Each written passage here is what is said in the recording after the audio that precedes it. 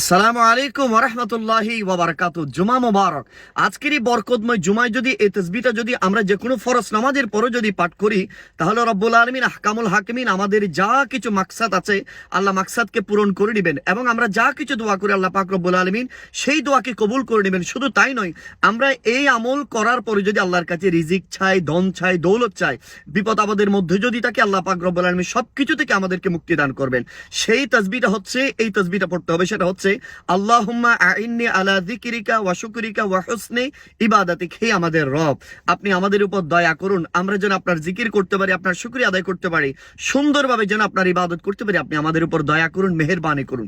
প্রত্যেক ফরজ নামাজের পরে এই তাসবিহটা 21 বার পাঠ করবে। 21 বার যে কোনো দুরূদ শরীফ পাঠ করে যদি আল্লাহর কাছে ফরিয়াদ করে, আমার আল্লাহ তার ফরিয়াদকে কবুল করে নেবেন। আসুন নিজেও আমল করি, অপরজনকে আমল করার জন্য আমরা উৎসাহিত প্রদান করি।